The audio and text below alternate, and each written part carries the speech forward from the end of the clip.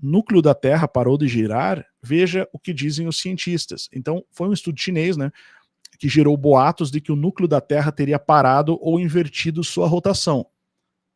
Aí eles botam panos quentes. Não, mas o fenômeno é natural e ocorre ciclicamente, segundo especialistas. Né? Então, em janeiro de 2023, um estudo liderado por pesquisadores da Universidade de Pequim reacendeu o interesse e causou confusão sobre os movimentos do núcleo interno da Terra. A pesquisa indicou que, por volta de 2009, esse núcleo pode ter reduzido sua velocidade de rotação a ponto de igualar-se à do restante do planeta, o que levou parte da mídia internacional a divulgar que o núcleo teria parado de girar ou estaria girando para trás. Tá, essa aqui é uma notícia da Globo, né? Da revista Época. Então eles estão aqui, no caso, fazendo meio que uma checagem de fatos, né, sobre essa informação de que o núcleo da Terra parou. Por isso que eu já peguei essa informação aqui, porque ela já vai trazer o que eles explicam, como que eles explicam isso, né? Então, no entanto, essa leitura simplificada não representa com precisão o que ocorre sob nossos pés. Não pode, tudo bem, mas não quer dizer que não está acontecendo isso. Muito pelo contrário, você vai ver que de fato está. E por quê? O núcleo da Terra realmente parou? Não. O que os cientistas observaram foi a interrupção da rotação diferencial entre o núcleo interno sólido e o manto terrestre. Né? Uma camada externa que o envolve. Então tem o núcleo tem uma parte sólida e tem uma parte líquida, né, ao redor. E depois vem o manto. Isso segundo o que a gente aprende nos livros de ciência escolar, né? Isso significa que, por um período, o núcleo deixou de girar mais rápido que o resto do planeta. Algo que já aconteceu antes e deve acontecer novamente no futuro. Tá? Então, por um período, houve essa dessincronia. Só que a questão é, agora você vai ver, ó, segundo os pesquisadores Yang e Xiaodong Song, há indícios de que esse comportamento faz parte de um ciclo de aproximadamente 70 anos. Durante esse tempo, o núcleo acelera, desacelera e, em certos momentos, pode até girar mais devagar que a Terra. Vai girando, vai acelerando, desacelerando, né? Então, como os cientistas conseguem medir esse movimento? O núcleo interno da Terra está a mais de 5.000 quilômetros de profundidade, o que torna impossível observá-lo diretamente. Não tem como observar, a maior perfuração já feita vai até 12 a 13 quilômetros, né? Foi feita pela antiga União Soviética.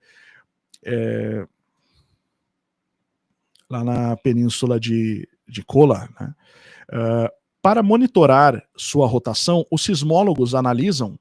Então, quer dizer, 12, 13 quilômetros para 5.000 dá muita diferença, né?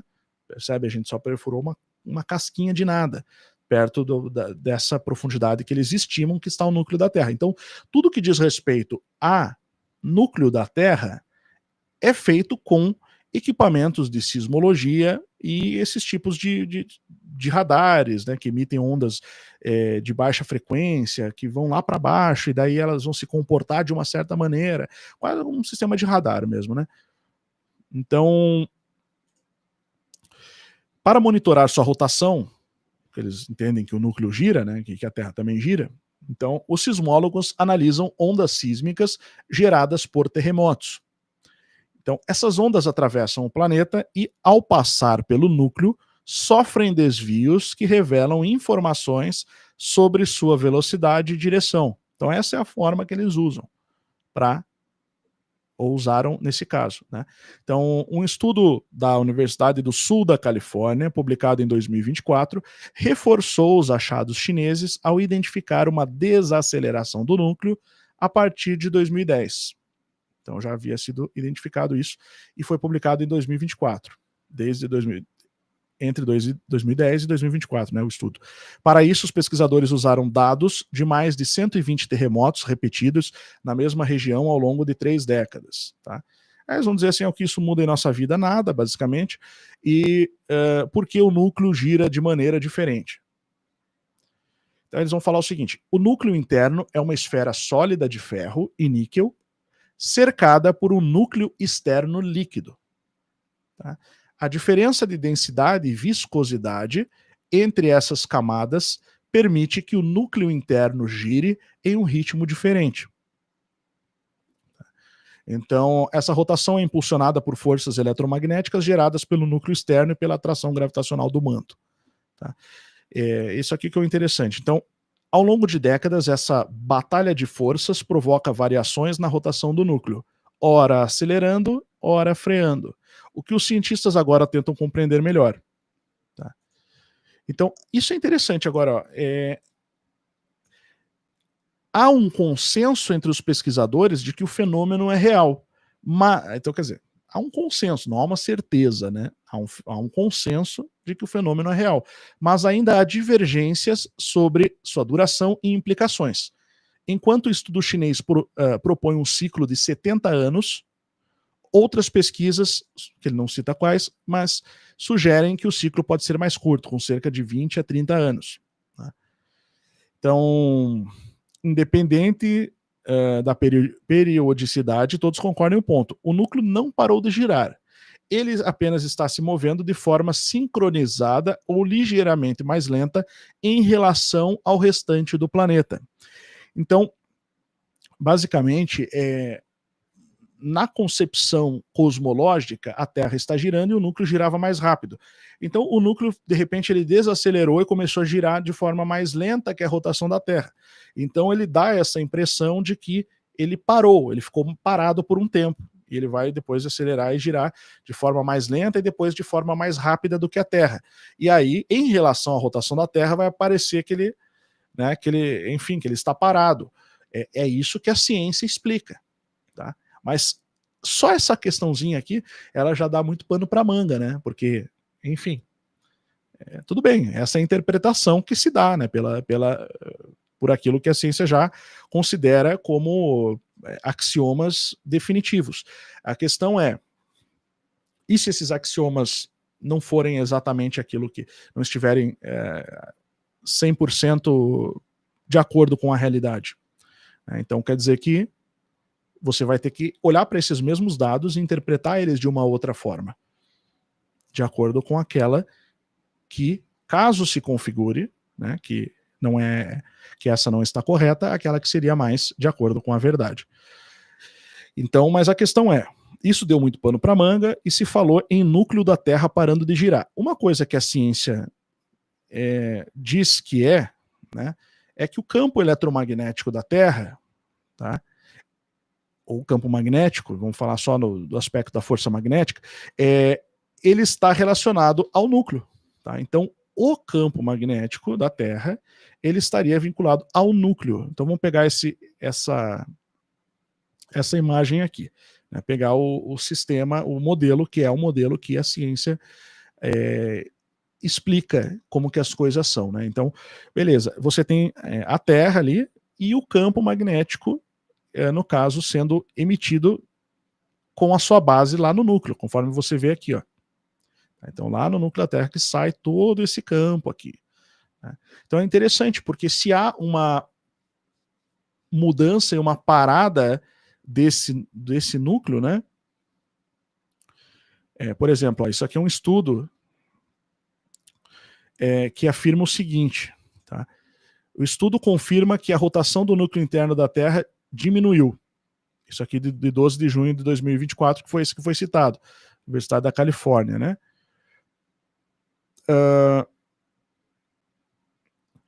O novo estudo fornece evidências claras de que o núcleo interno começou a diminuir sua velocidade por volta de 2010. Beleza.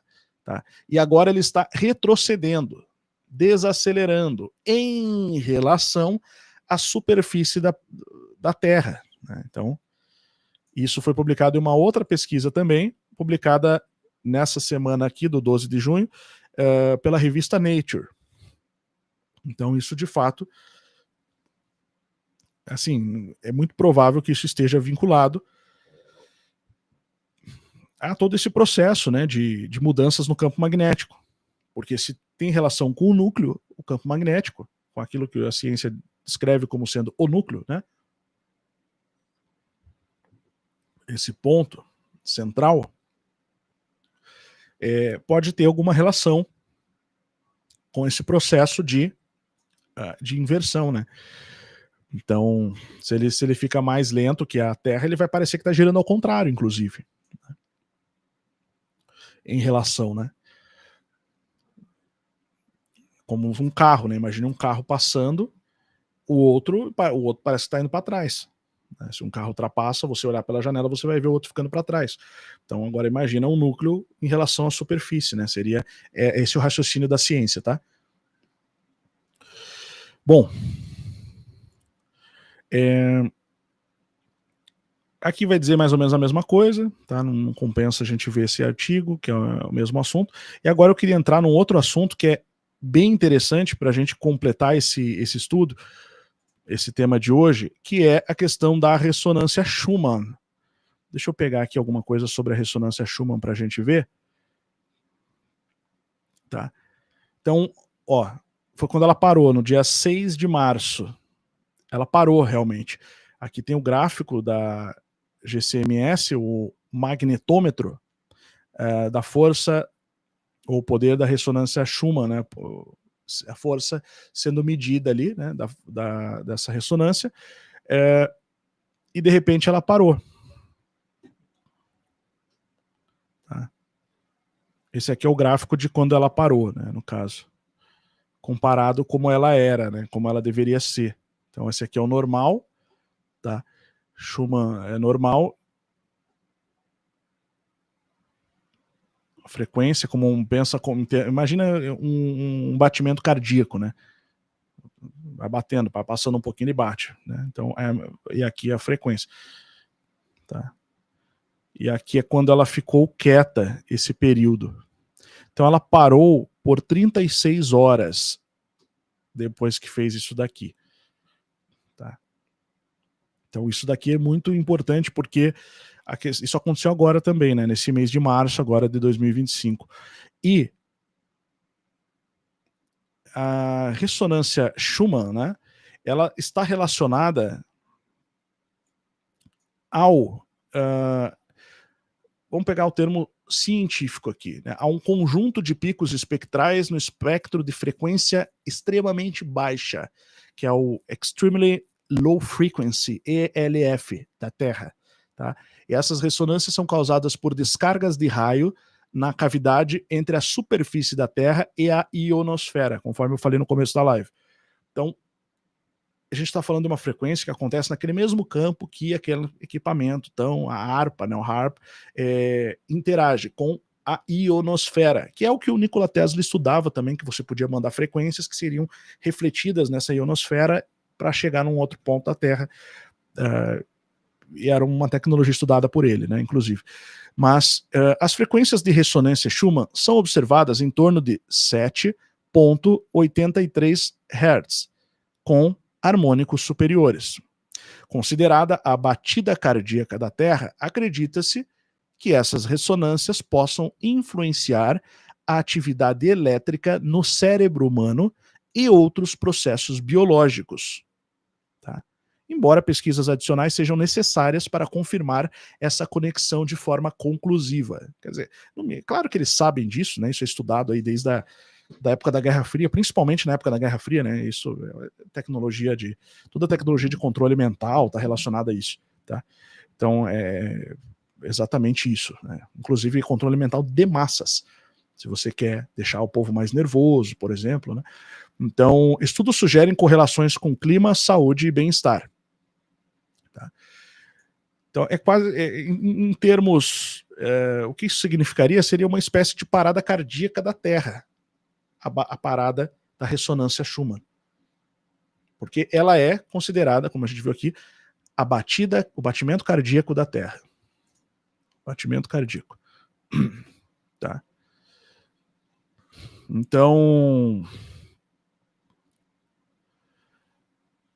interessante, né? Aí você pega, por exemplo, essas ondas, né? Vamos pegar aqui a Extremely Low Frequency, tá? Vou colocar aqui. É uma faixa de frequência de radiação eletromagnética de 1 Hz a 3 kHz. Campos ELF são produzidos por linhas de energia, fiação elétrica e equipamentos elétricos, né? Tá.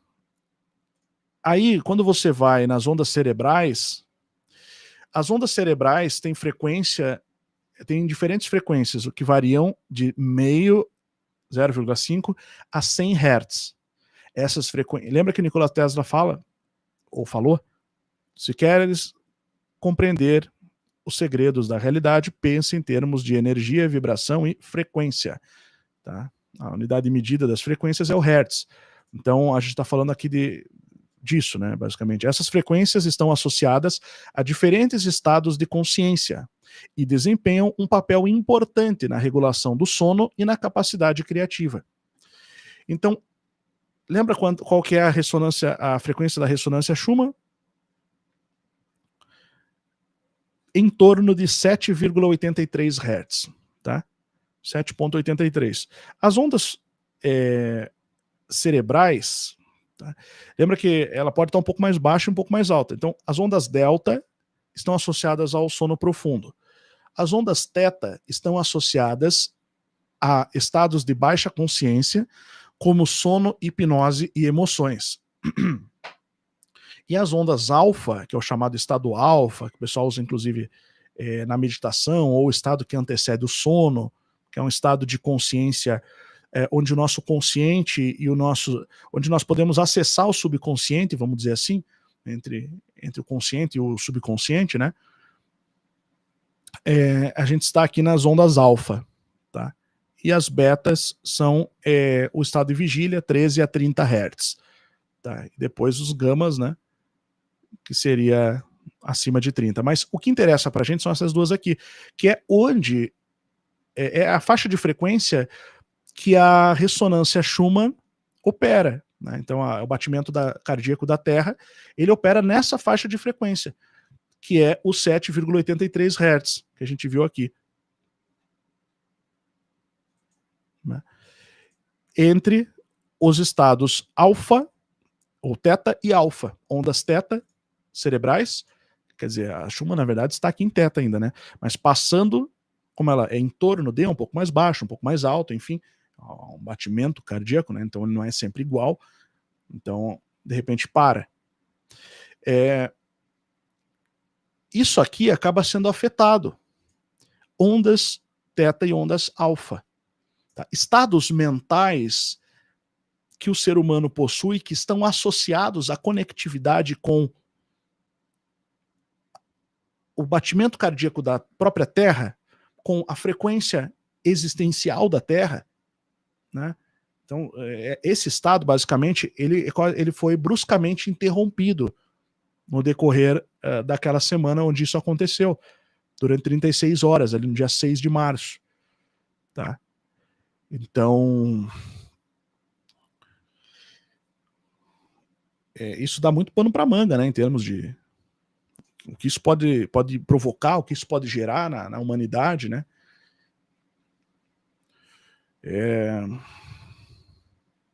Bom, aconteceram muitas coisas ruins, né? Foi uma semana, para quem reparou nas notícias em março aí de 2023, a gente teve muita coisa pesada que aconteceu, muita coisa bem pesada, muita coisa estranha nas notícias ali. Né? Teve o caso da Vitória, né, que desapareceu e foi encontrada, né? Enfim, tem o caso Vitória, né? Mas teve outros casos aí também relacionados a crianças, né? Enfim, então eu percebi que aconteceu muita coisa nesse mês ali, né, que fora do normal, assim, coisas absurdas, né, envolvendo pai e filho, envolvendo mãe e filho, né? Então, nas notícias, você vai ver nas páginas policiais, tá? Curioso, né? Bom, mas essas ondas teta, então, associadas a estados de baixa consciência, que se conecta com a vibração da Terra, com a frequência da Terra. E as ondas alfa também, né?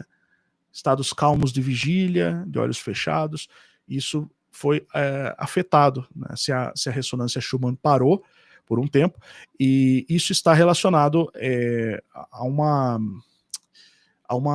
situação que poderia estar ligada a um projeto, né, digamos assim. Claro, aí a gente já entra numa faixa mais especulativa, né, até conspiratória, mas você entraria numa fase de literalmente de controle mental de massas, né, para criar um estado mais suscetível a uma situação de caos, a uma situação caótica. Então, isso é bem complexo, né? E voltando ao nosso tema das pirâmides, né, ao que parece, existe uma relação, né,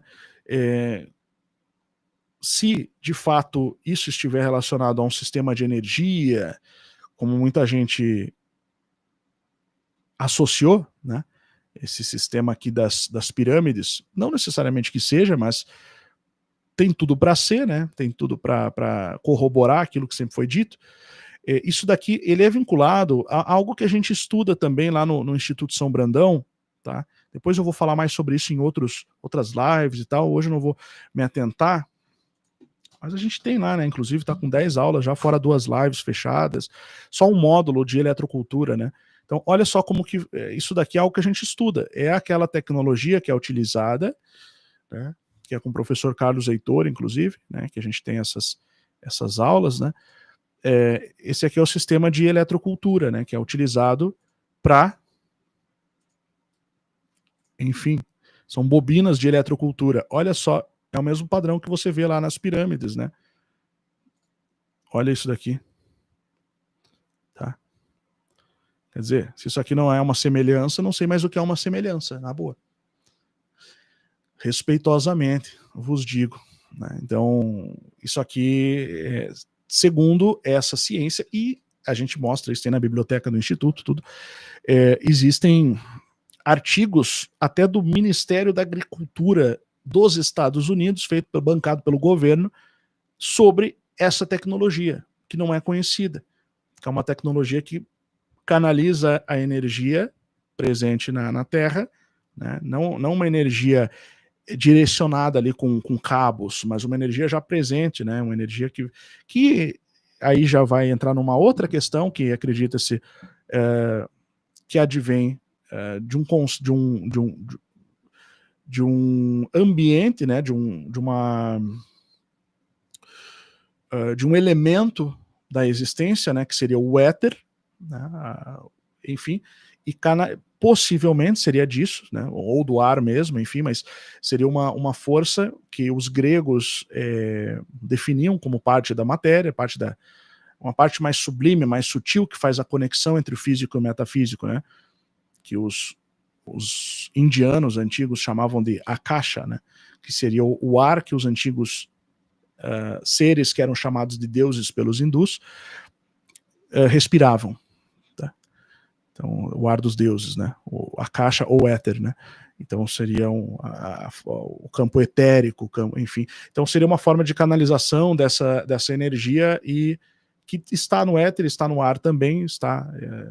Não se sabe se ela está no éter de fato, porque isso já entra num campo ainda que carece de comprovação científica, né? A gente está falando aqui de conceitos, né? Mas essa energia, ela existe, ela pode ser detectada, ela pode ser isso sim pode ser medido, pode ser canalizado, a energia do ar, vamos falar assim, então, presente na atmosfera, presente na superfície da Terra. Como a gente viu, né, a própria ressonância Schumann é um exemplo disso, né, são frequências que estão ali e essas tecnologias, elas ajudam a puxar isso e jogar para a Terra. Então é possível que os antigos tivessem conhecimentos vinculados a esse tipo de coisa aqui, tá? Então a gente tem estudado isso também, tá?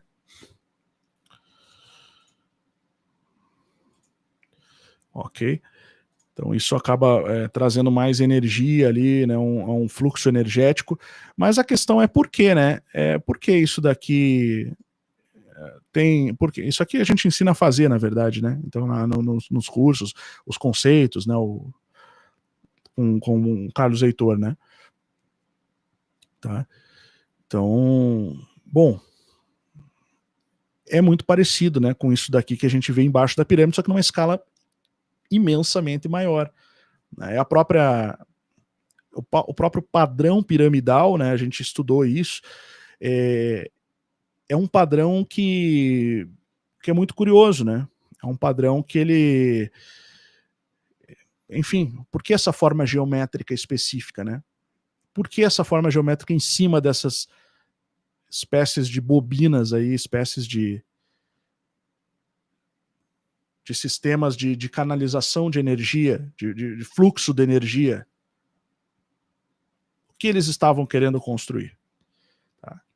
Aí a gente tem uma aula que está lá no Cronologia do Apocalipse, com o senhor Eduardo, do canal Yeshua, onde ele traz a informação, por exemplo, uma dessas aulas, né, muito interessantes, de que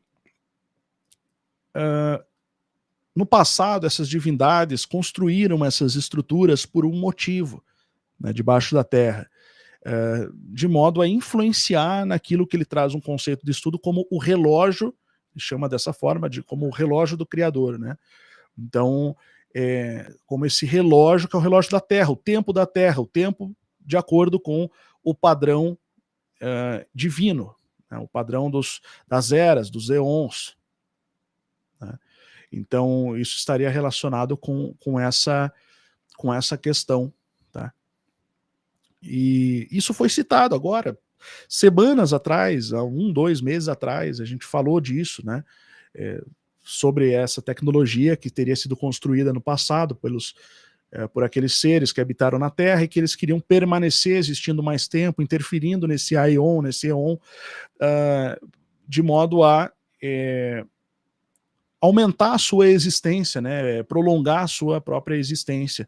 Então isso está relacionado com propósitos muito mais avançados, muito mais elevados, que estão acima do processo humano por si só, né? A gente está falando do processo daqueles que chegaram primeiro, que foram chamados de deuses, né? Foram chamados de anjos que caíram, foram chamados de Elohim, né? Salmos 82, na Bíblia inteira, na verdade, né? Alguns deles se afastando, outros permanecendo dentro do mesmo projeto, alguns governando na Terra no passado. Então, tudo isso está vinculado, tá?